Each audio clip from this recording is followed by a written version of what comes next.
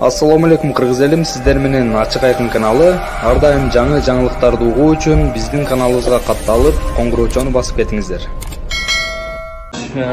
Кандай чечилди, анан кандай ойлойсуз бул чечимди сиз? Мен кече эле айттым, кандай чечилердин алдында азыр сүйлөгөн сөзүмдү да айттым. 61 депутат макулдук берди. Көрөбүз, анан кейлери айтып атпайбы, ушу Кыргызстанда мен алдыма чейин эле соттордун макамдарын өзүмө чыгармай бөлүндү. Ошол жерде айтышпадыбы, бизге 90% арыз армандардын баары соттордон келет. Адилетсиз сот. Өздөрү айтышты. Бийликчил фракциялар Кыргызстандын элдин канын ошол соттор ичип бүттү деп айтышпады. Эми ушундай сотко Надумаровдун тагдырын кантип тапшырасыңар деп биздин коллегабыз Исхак Масалиев суроо берди. Ошондой. Кандай айып коюлуптур сизге негизги? Жанагы массалык баш аламандыкты уюштуруу, бийликти күч колдонуу менен басып алуу дегендердин бүт баарын комиссия изилдеп чыгып, булардын баары чындыкка жатпайт деп аны четке какты. Себеп ага дагы илештирсе болот. Эч илине турган жер жок да, тескерисинче ошол жерде стенограммада жазылып турат. Мен бир эмес 3 жолу айтып атам. Конституциялык талаага келели, тартип менен барабыз. Дегендей кылып. Мен сөзүмдү айттым. Бүгүн ошол комиссиянын төрайымы баш прокурорго караганда 5 эсе күчтүүрөөк прокурорлук кызматын аткарып, биздин кээ бир кесиптештерибиз ошол комиссияга мүчө болгондор ушунчалык бир жан үрөп, аябагандай каттуу буйрук алганда, ушундай бир каттуу буйрук алган. Түшүнөм, мен пенсия керек болуп атат бирөөгө дагы бир жерге бирөөсүн бурнуштуруу керек болуп атат. Ушундай жолдор менен. Бирок аларга да таагыныч андай жок. Алардан бийик болуш керек дагы. Жараткан бар, жараткан баарын көрүп, сезип турат. Экинчи кылмыш эмне экен анан? Экинчиси баягы эле ошол чек ара. Чек ара. Мен могу жердеги бүт бардык документтердин негизинде далилдеп бердим. Бирок мен былтыр айткандай да, кесиптештер, муну ал калем деп бердим да былтыр, мен калем деп көрсөттүм да. Ошондой 70 канча депутат 100% туура деп берди да. Бирок эртең бул калем эмес, бул кайчы экен деп келсе, кечирип коесуңар, кайчы экен биз билбей калыптырбыз деп кайра добуш бересиңер деп айтпадым беле. Мына ошол былтыркы айткан окуя быйыл 1,5 жылдан кийин көрүнүп. Процедура кандай болот эми мындан ары? Процедура ар кандай болот? Жанагы тергөөчүдөн көз каранды деп атпайбы баш прокурор?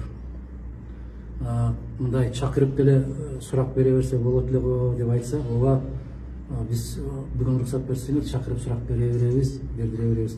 Сурак берилип бүткөндөр булар. Суракка чакыруу бар болду? Суракка чакыруу. Эми булар түнү менен жазат, эртең менен берет. Же мүмкүн азыр мен кабинетте күтүп тургандыр, билбейм. Негизи сиз мандатыңыздан ажыраган жоксуз процедура боюнча? Жок. Булар ошол тартууга кана уруксат берди. Бирок кийинки кадамдарын билип турасыздар. Депутат бойдон кала бересиз? Азырынча ошондой. Эми азырынча деп атам, азыр эми бул чечим кабыл алынып, токтомго кол коер азамат, тергөөчү жана жетекчилик кандай кабыл алат, кандай чечим кабыл алат, ал андан башка. Ошондо азыр башкы прокуратура сизди баягы чек ара маселеси боюнча гана жоопко тартып алат, ошол боюнча гана айыптаган, ошого гана уруксат берди. Ошого гана, ооба. Анан жанагы башаламандык, бийликти басып алам, тиги бул дегендердин баары четке кагылды. Себеп бир мындай бир ийне учуна илип алар себеп жок да, бирок аракет аябай күчтүү да. Гуляна рассказала же, что по представлению генпрокурора проголосовали, не по заключению комиссии. Она только что так сказала. А там разницы нету. Комиссия очень половинчатое решение приняла. Да? По-первому, там в одном представлении 3 статьи. Вот. И из них очень громкая, достаточно известная, это попытка устроить массовые беспорядки и насильственным методом захватить власть. Вот эта статья категорически абсолютно никакой критики не подлежит. Поэтому комиссия вынесла решение, что это как бы не хотели, как бы не тянули, не тянет. А сколько депутатов всего проголосовало? Зарегистрировано? Вот этот момент я не посмотрел. около где-то там 17, по-моему, против, 61 за. Адаханкин Самарович, эмне себептен уруксат беришти деп ойлойсуз депутаттар? Бул сөз саясий иш катары айтып жүрбөйсүзбү негизичи? Уруксат бербей койсо деле болот белем. Бер десе берет, да, бер десе берет. Мага кээ бир кесиптештер келип туруп, мени кечирип коесуз деп ыйлап сурап атпайбы? Кечирем айланайын, аман эле болуп атпайбы? Аман эле болсоң эле болду. Мен мына азыр сүйлөгөн сөзүмдү айттым. Тергөө жүрүп атканда былтыр райондук жер инспекциясынын ошол кездеги жергиликтүү жетекчини алып келиптир, башы таңылуу, эмне болду эле десем, ушу кулап түшүп, жок дейт, эмнеден мээде бир шишик чыгып, ошодон операция болгонуна 3 күн болду эле дейт. Мен сизди көрбөй атам дейт да, көзүм жакшы көрбөй атат дейт. Анан тергөөчү сурап атат да, муну тааныйсызбы десе, тааныбай турам дейт. Сиз ошол жерге барган белеңиз десе, барган, жок мен барган эмесмин дейт. Мындайча айтканда, эс тутуму дагы кеткен да. Ошол 3 күн башта операция болгон кишини сүйрөп келишин мен азыр айттым трибунада. Мынчалыкка барбагыла, мындай мыкачылыкка барбагыла. Ошондо мен абдан жаман ушундай бир толуп кеттим да айттым.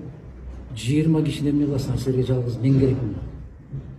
Мен керекмин. Булардын бирөө да катышкан эмес, жалгыз мен керек болуп атат. Мен алууга деп кол коюп берем, алып кел кагазыңды деп айттым деп азыр трибунадан айттым. Сиздин мындан кадамдарыңыз кандай болот эле? Ушул суроону дайым бере бересиң да. Менде кадам дайым бир эле кадам. Мен эстеп аткандан бери эле кадам түз кадам. Аяка бияка кыйшаң деген кадам жок.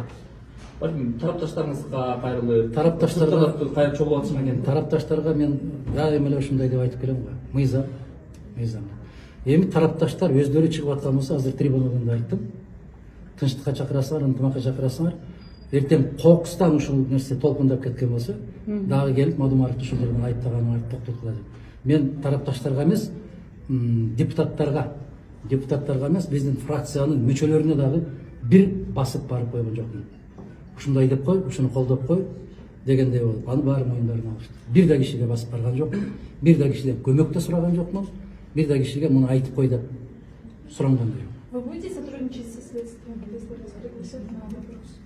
Они с удовольствием пригласят. Я же в прошлом году сколько там ходил, вы же знаете. Но вы будете ходить, если будут вызывать на допрос? Естественно, если у них какие-то вопросы есть, я готов. Вот он, документ. Ну, по-моему, все убедились сегодня, если в том числе следователь тоже убедился, что это бесперспективное, бесполезное дело, но что поделаешь, заказ. Они это, я в глазах могу читать. Вы нас простите, мы ни при чем, но көріп деп белгі қойып қойып, наши хозяева этого хотят. Но вы ожидали от коллег вот такого вот решения, Да, что да. частично? Да. Какое частично? Ну, то есть половину решили, половину признали, что нет. Нет, я вчера говорил, что от наших коллег можно ожидать все, что угодно, потому что такая страна. Удачи вам. Каналга катталып, мага жакты деген белгини басып, ой пикири калтырууну унутпаңыз. Чымындай жанды чыркаткан чындык биз менен.